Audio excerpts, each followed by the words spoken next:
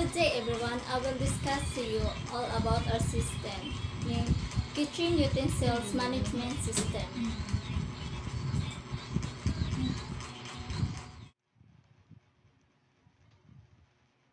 Introduction. A pricey way of keeping track of record about the kitchen utensils and its borrowers. Kitchen utensils management system help minimize borrowing issue and maximize safety upon recording data in borrowing and returning of utensils. Gaps of the existing system. The current system in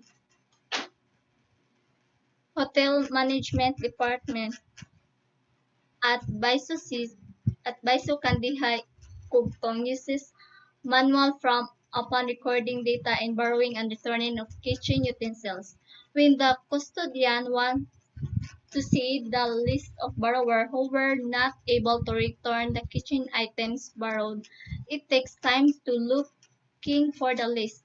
One thing also is that their form could be cramped anytime and anywhere, and is not that secured.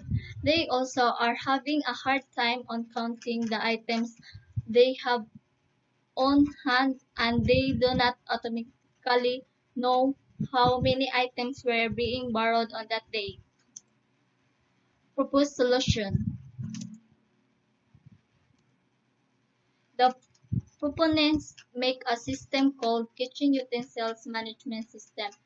The system will help the property custodian to keep records of the items and the borrowers instead of using a manual from upon recording. The system will register all the items available to make the borrowing grant access easier and faster. The system will make inquiry of the availability of the items. It also has an inventory where it will display and easily count the items on hand and the items will being borrowed. The system will also record the date of when the item is being borrowed and its return date.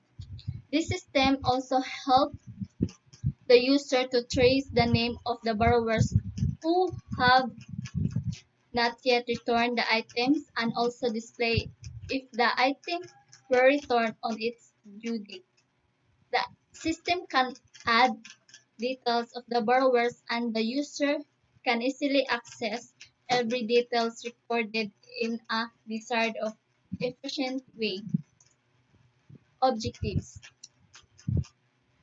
First of objectives is to create a system that keep records of borrowers. Second, to create a system that has an inventory. Third, to create a system that can easily count the number of the items on hand and the items borrowed. And lastly, to create a system that shows if the items were able to return on its due date.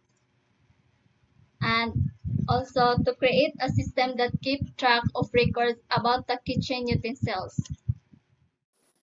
So here, so here is the prototype of our system. So the kitchen utensils management system. Here is the face of our system. We have here the username and the password. After the user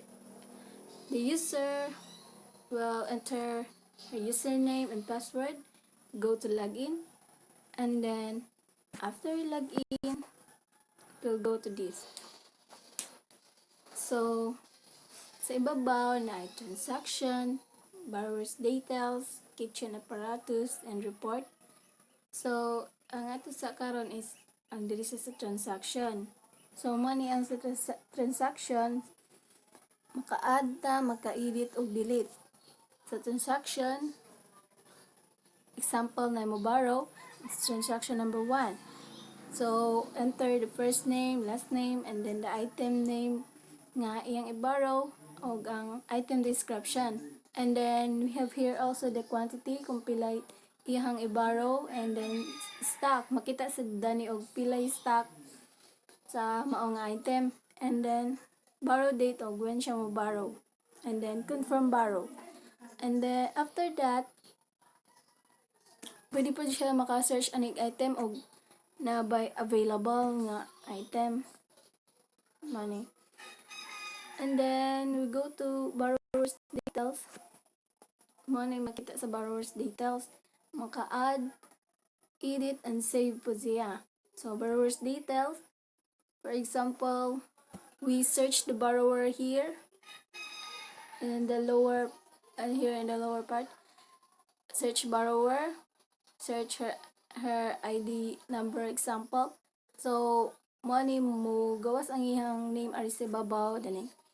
ID number, her first name and last name, category og student pa na siya og asa nga department pod. Then pwede man siya maka-delete pero nabutang atong delete ani. And then maka-edit, pwede pod siya maka-save. Then sa kitchen apparatus, murag same ra pod sa borrower's details, maka-add, edit, and save. So pwede po siya maka-search. For example, mag-search ka og item nga kuan og napabay available og pila ka buok ang stock nga naa.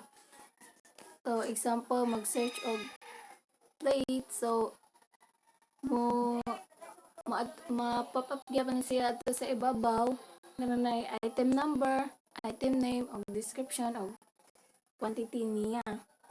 So, ato maka-add, edit, and save gyapon siya. And then sa report,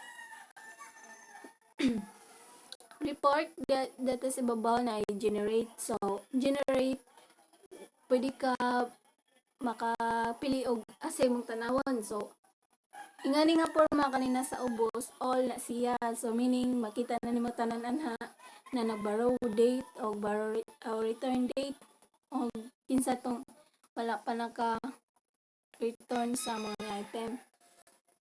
And then, pwede po og kanang na return dra itong kisa tong nakabalik na ato lang gihapon ato sa generate or katong nay wala pa ato lang gihapon. So dari na siya mo